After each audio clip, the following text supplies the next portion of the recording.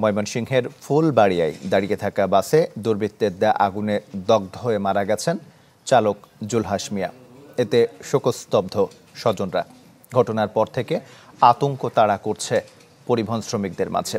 Police বলছে এ ঘটনায় ৩ জনের সংশ্লিষ্টতা পাওয়া গেছে। তাদের ধরতে চলছে অভিযান।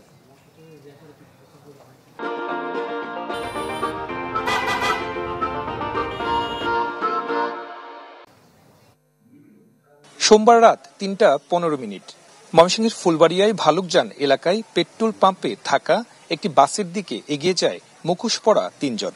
কয়েক সেকেন্ডের ব্যবধানে দাউ দাউ করে জ্বলতে থাকে বাহনটি। খবর পেয়ে ছুটে আসে ফায়ার সার্ভিস। আগুন নেভানোর পর বাসের ভেতরে মেলে চালক জুলহাসের মরদেহ। তার বাড়ি ভালুকজান গ্রামে বইছে শোকের মাতম। ৩২টা মহিনা কাম করে আমি জীবত মানুষ করিয়া এই জুলাসে আলু মেশিন গাড়ি চালাইয়া এই আলু মেশিন গাড়ি গিয়া জুলাসে রাত্র হয়েছে কারণে যাত্রী আসলে এখানে বাড়িতে আসতে পারে নাই। যাত্রী কি বেগ আসবো না তো বাড়ির কাছে আইবার হয়তো তাহলে তার মৃত্যু হয় নাই। হ্যাঁ নামগর পরিবারে দেখার মতন কোনো লোক নাই। আমার ভাইয়ের খুনির বিচার করবেন আর আঙ্গর পরিবার দেহার সুযোগ সুবিধা করে দিবেন। এমন ঘটনার পর ভয় আর আতঙ্ক বিরাজ করছে পরিবহন শ্রমিকদের মাঝে। এরকম ঘটনা তো আমরা কখনো আগে দেখি নাই। অবশ্যই এটা আতঙ্ক আমাদের মাঝে বিরাজ করছে। বাসে আগুন দিছে, কালকে যে আমার বাড়িতে দিবে না এটার আসলে পাচ্ছি না, আমরা নিরাপত্তাহীন ভুগছি। পুলিশ বলছে দেশকে অস্থিতিশীল করার চক্রান্ত করছে একটি মহল।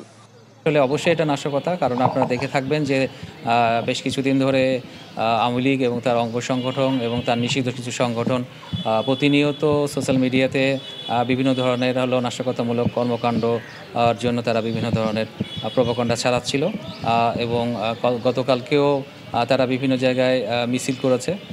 এটা তাদেরই হয়তো বা কাজ হয়ে থাকতে পারে, এটা আমরা ধারণা করছি যে তারাই করেছে এই ধরনের কাজ। এদিকে কুমিল্লায় প্রধান উপদেষ্টার প্রেস সচিব অভিযোগ করেন নির্বাচন বানচালের চেষ্টা করছে আওয়ামী লীগ। সেই লক্ষ্যে দেশজুড়ে জ্বালাও পোড়াও চালানো হচ্ছে।